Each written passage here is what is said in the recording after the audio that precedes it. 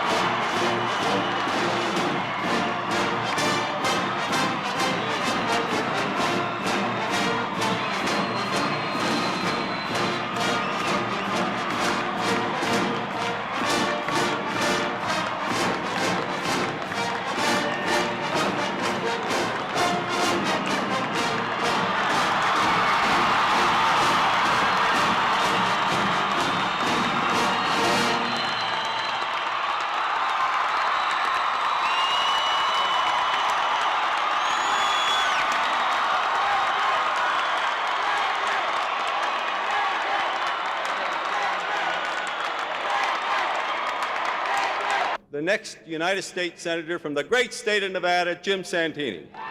In this generation, Ronald Reagan.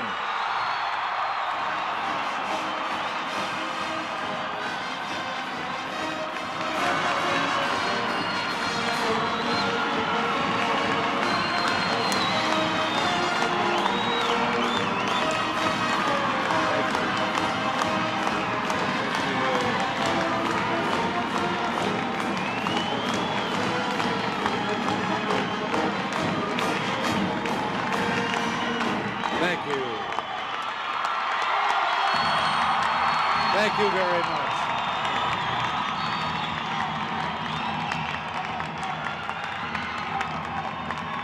Thank you.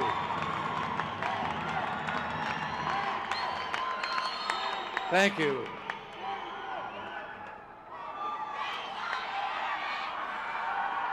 Thank you very much.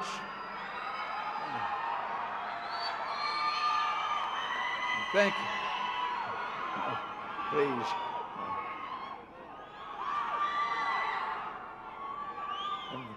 Thank you all very much, and Jim, thank you for that kind introduction.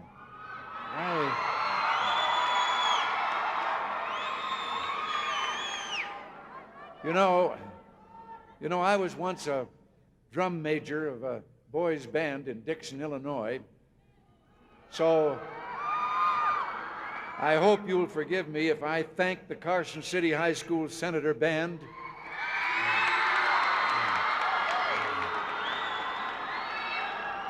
the McQueen High School Band,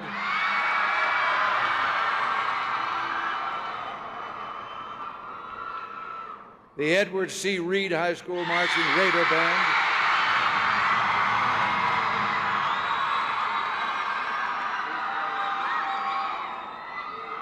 and the Worcester High School Marching Post,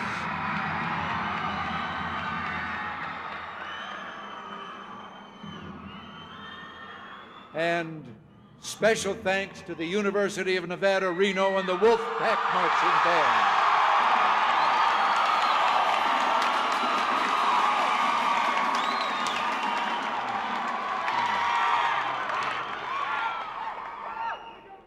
Could I be mistaken, or do I hear Blue Thunder?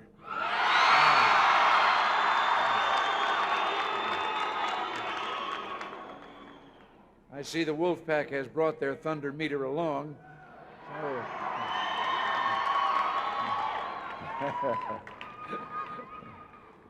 Well, let's be sure to keep that hand going up all the way and let all of Nevada know how we feel.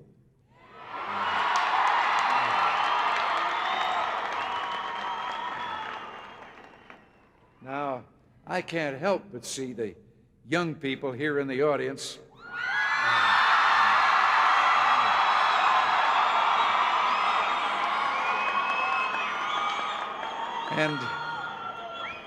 And I have a special message to you from my roommate.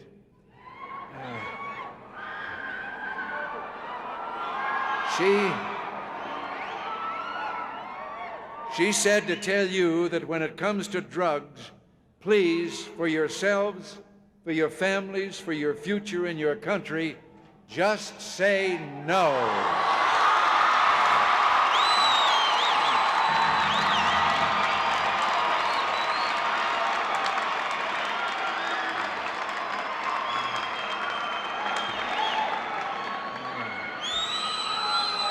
Well, it's great to be here with all of you.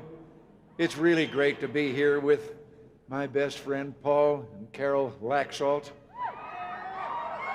It's great to be here with Senator Chick Hecht. And let me ask you a favor. Will you send Barbara Vukanovich and Bob Ryan to Washington to join Chick Hecht and Jim Santini in making Nevada an all-Republican team in Washington?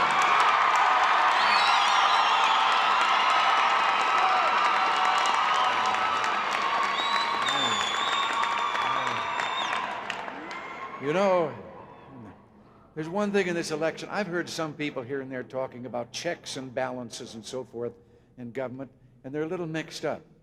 If you like what Chick Hecht has been doing up there, and he's been doing like Paul Laxalt has been doing, why should you send a senator up there with him to cancel his vote?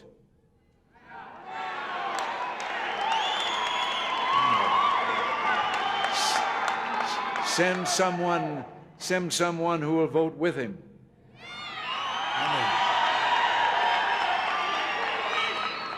And now, having been governor for myself for some time, I think I recognize good governor material when I see it, and believe me, Patty Caffaretta and her running mate Joe Brown are the very best.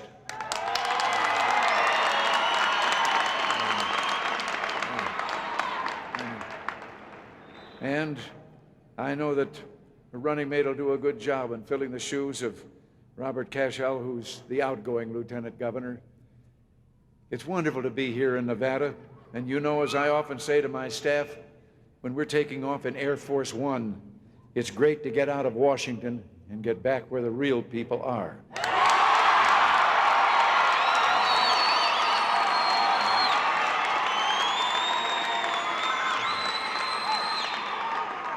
Now, you probably know that I couldn't do this much traveling when Congress was in session. As Jim Santini will tell you, that's because some of those folks need watching. I am not saying anything against the institution of the Congress. I respect it highly. But there are some people up there that, well, those individuals, their approach to doing government business reminds me of the three fellows that came out of a building one day and found they'd locked themselves out of their car. And one of them said, "Get me a wire coat hanger. I can straighten it out and I can get in there and flip the latch and get us in." And the second one said, "You can't do that. They'll think we're stealing the car." And the third one said, "Well, we better do something pretty quick because it's starting to rain and the top's down."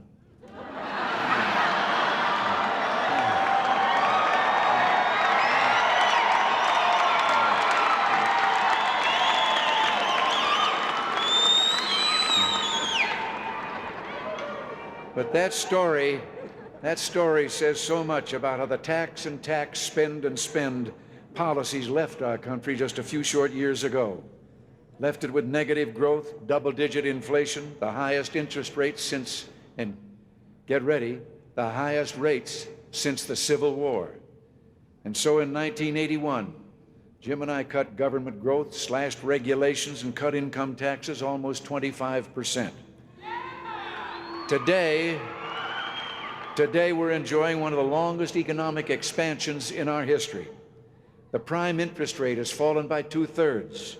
Mortgage and auto loan rates are down. Inflation has plummeted from more than 12% when we got there to 1.8%.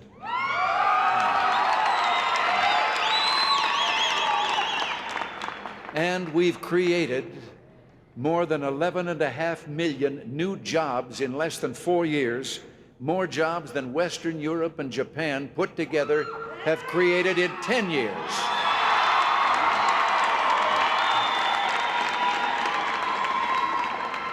course, you know, when we started that economic program for recovery and expansion, there were a lot of criticism and a lot of people making fun and some of them downright angry. And yet I knew that the program was working when they stopped calling it Reaganomics.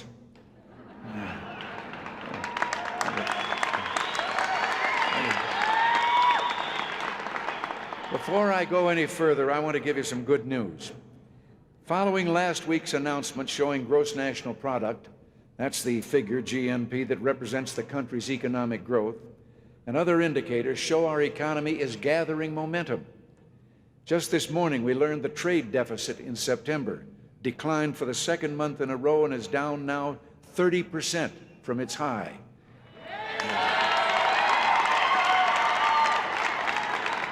This is particularly good news for our manufacturing industries. We also learned new home sales in September were up over 10%. The stock market today went in a sharp upswing and is now almost touching the all-time high.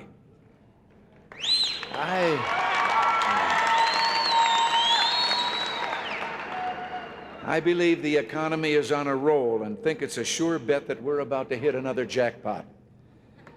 Now, we pulled the handle and it came up jobs, jobs, jobs.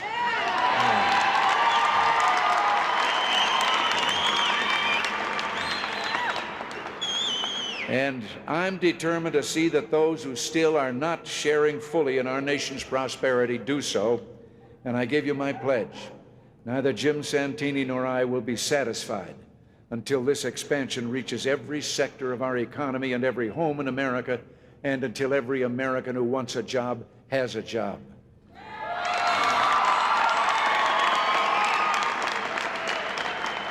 Now, to broaden our expansion, I signed into law last week the most sweeping reform of the tax code in our nation's history. For more than 80% of Americans, it means a top tax rate of 15% or less, and that's why I call it Tax Cut 2. But wouldn't you know it, even before this fair share tax plan had reached my desk, the Democratic leadership in Congress was saying that they wanted to break faith with the American people and turn tax reform into a tax hike. Now, you're right. You know, the truth is, those folks never met a tax they didn't like. And when it comes to spending your hard-earned money, they act like they've got your credit card in their pocket, and believe me, they never leave home without it.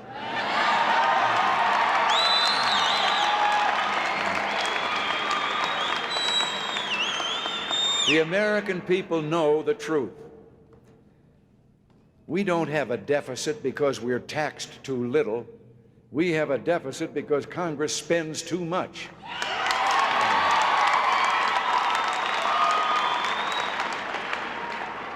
And isn't it about time they started protecting the family budget instead of fattening the federal budget?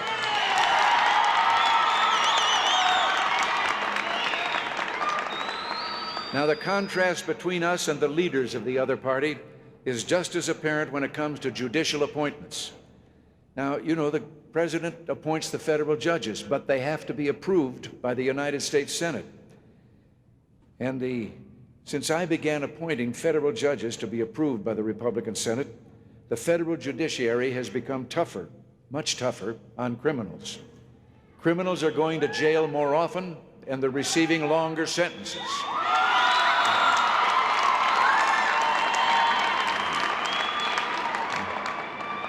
But over and over, the Democratic leadership has tried in the Senate to torpedo our choices for judges. And that's where Jim can make all the difference. Without him and the Republican majority in the Senate, we'll find liberals, like a certain fellow from Massachusetts, deciding who our judges are. Now, I bet, and I bet you'll agree, I'd rather have a judiciary committee headed as it is now by Strom Thurmond than one headed by Teddy Kennedy anytime.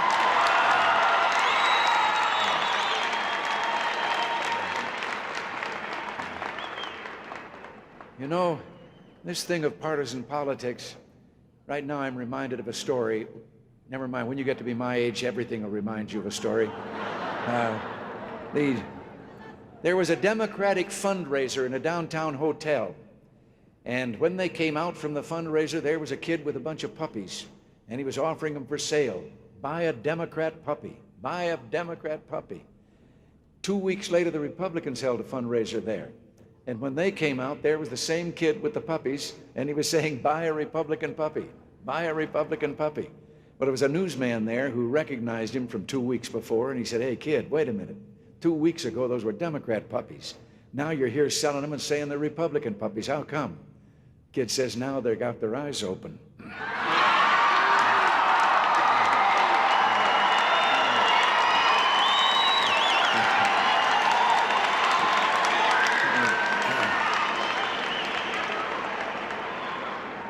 But ladies and gentlemen, we've come now to an issue that transcends in importance even all the other crucial matters I've mentioned.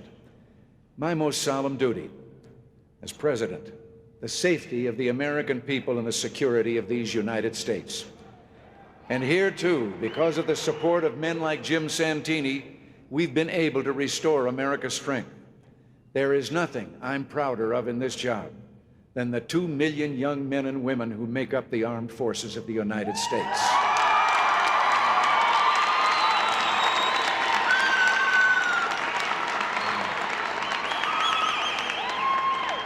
Now that same leadership that I've been criticizing has been busy every year trying to whack away and cut away on defense spending.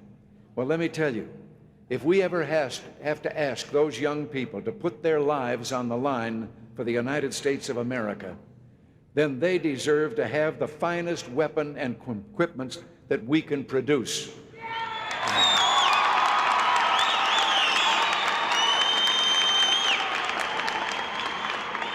And with Jim Santini's help, that's the way it's going to be. They're going to have that equipment. But you know, because of our young men and women in uniform, things have really changed around the world. You know, America used to wear a "Kick Me" sign around its neck. Well, we threw that sign away, and now it reads, "Don't tread on me."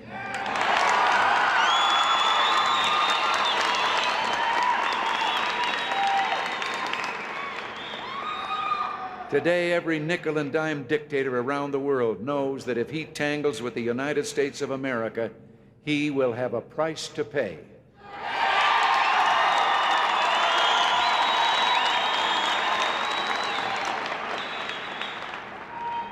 And one other thing I'm especially proud of, after 6 years of this administration, not 1 square inch of territory in the world has been lost to communism, and 1 small country, Grenada, has been freed from communist tyranny.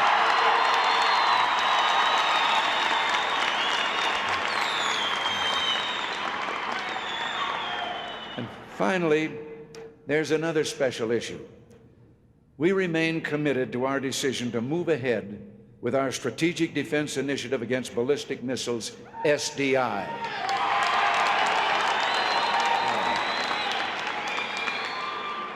Today, we're dealing with the Soviet Union from a position of strength, and it was SDI that brought the Soviet Union to the bargaining table. And let me pledge to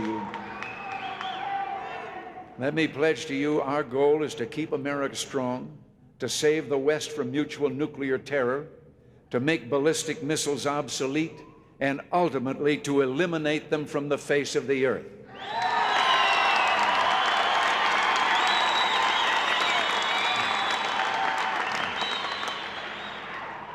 SDI is America's insurance policy to protect us from accidents or some madman who might come along, as Hitler did, or a Gaddafi, or just in case the Soviets don't keep their side of a bargain.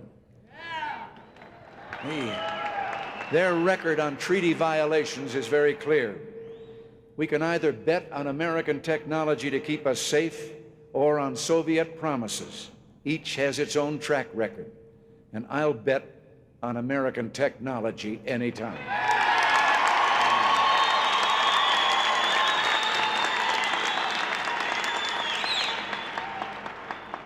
Now, I knew there were those who had their doubts, but flying back from Iceland, I knew the American people would support firmness with the Soviet Union. So I couldn't come here today without thanking each of you for that support.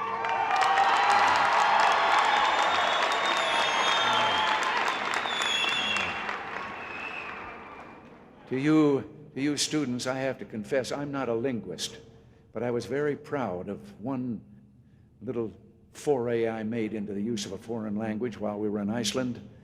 I spoke Russian. I said to General Secretary Gorbachev, "Dobenyai no problyai." It means trust, but verify.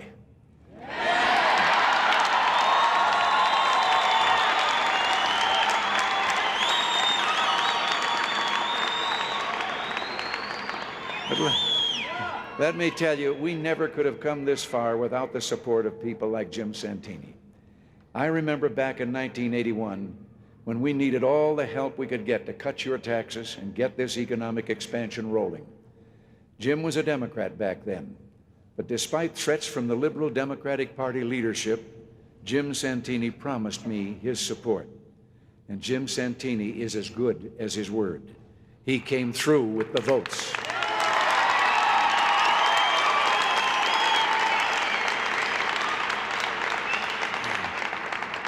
Just as over and over again, Jim Santini has come through for the great state of Nevada. It's time we got some facts out about Jim's opponent. I don't think the fiercely independent people of Nevada want as their senator a tax and spend liberal who's against a balanced budget amendment. And I don't want anybody to think I'm taking this personally, but Jim's opponent voted against me more often than Teddy Kennedy, and that's saying something.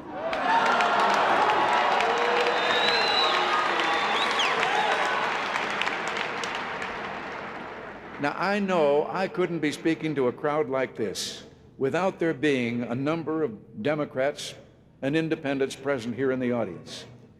And I know these Democrats, and I've seen them all across the country as hard-working, patriotic people whose support I've relied on during these past 6 years. But to those Nevada Democrats, I used to be a Democrat myself, just like Jim. And I must tell you from my heart that Jim Santini represents your views far better than the liberals who run the Democratic Party in Washington. And yes,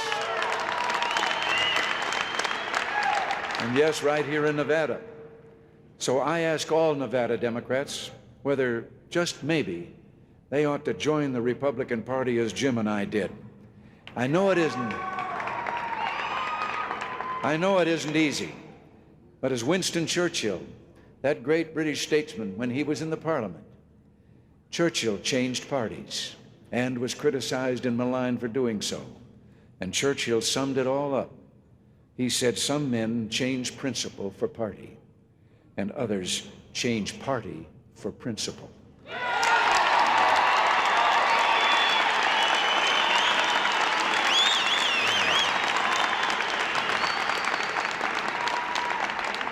And even if you can't quite bring yourself to change parties, well, you can still send the liberals a message by voting for Jim Santini. I have to tell you a little experience I had that sort of fits what I've seen happen to the party that Jim and I once belonged to, and why I know that there must be some Democrats here, because I've met them all across the country who know that they're out of step with the leadership. When I was that drum major that I mentioned, that band, we were taken to a little neighboring town to lead the Decoration Day parade. Well, the real leader, of course, was the marshal of the parade on a big white horse up in front. But we're going down the street, I'm pumping the baton, the band is playing, and he gallops back down the line of parade to see if everything's coming along all right. And pretty soon, I think the music is sounding fainter.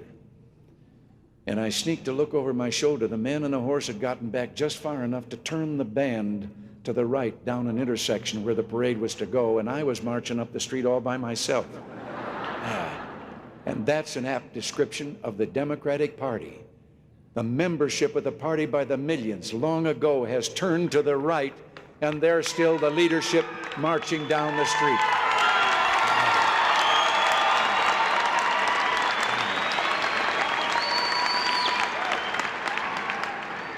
But, you know, the eyes of America are on you and your great state. Will you choose the Democratic leaders who in 1980 weakened our nation and nearly brought our economy to its knees, who raised your taxes and announced their plans to do so again, who oppose our efforts to pursue a defense to protect us from attack by nuclear ballistic missiles? Or will you choose to give Jim and me a chance to finish the job?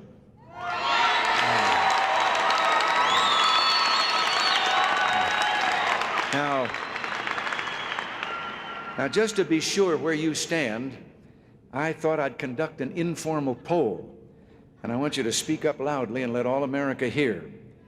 Do you want to go back to the days of big spending, high taxes, and runaway inflation?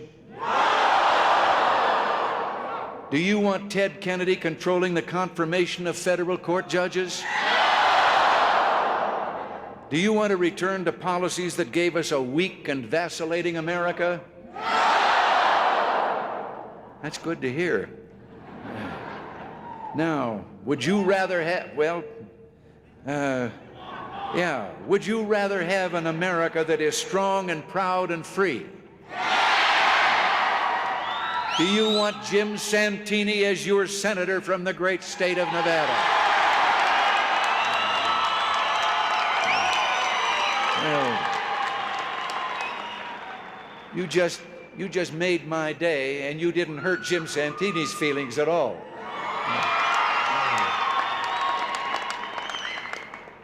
My name will never appear on a ballot again, but if you'd like to, now wait a minute. If you'd like to vote for me one more time, you can do so by voting for Jim Santini.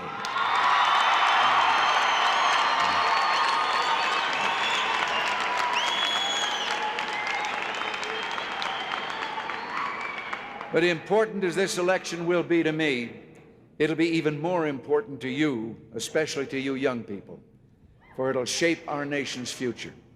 Every poll shows that the age group 18 to 24 gives us the highest percentage of people in support of what we're doing. But now, wait just a second. Every poll also shows just as clearly that it's that same age group that has the lowest voter turnout. So when you go out of here determined to vote, go out of here also ready to buttonhole your friends of your own age and tell them to come to the polls with you and also cast their votes.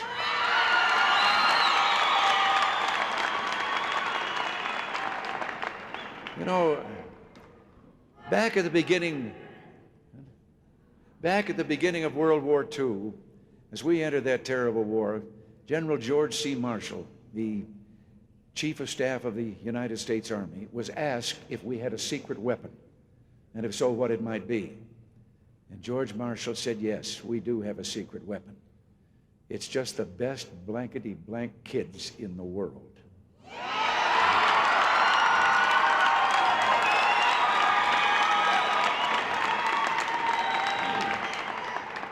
Well, I think if George Marshall were here today, he'd look at your generation and say, yes, you are the best blankety-blank kids in the world.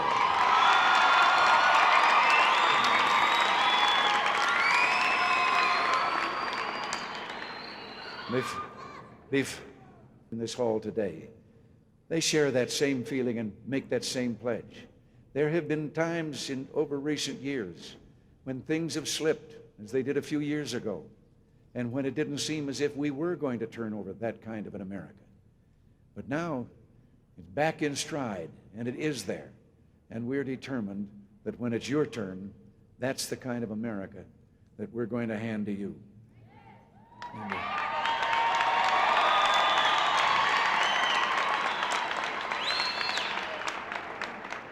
And when we look at you, when we see your openness, your enthusiasm for America and for life itself, it gives us heart.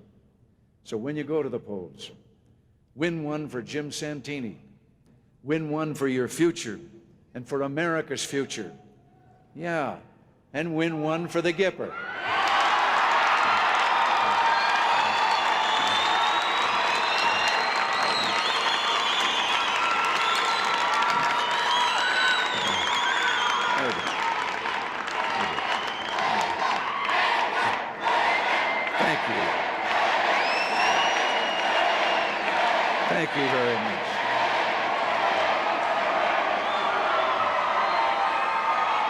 Thank you very much.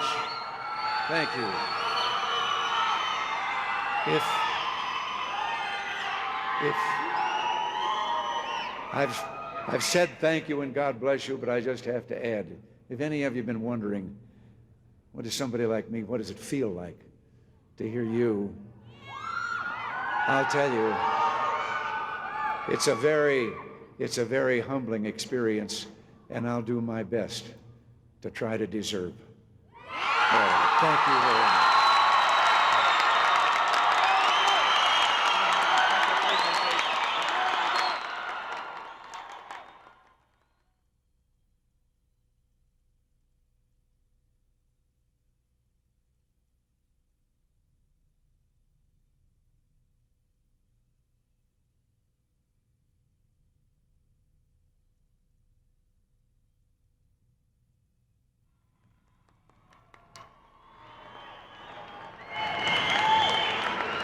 As a token and symbol of appreciation from my former university, the #1 football team in the nation,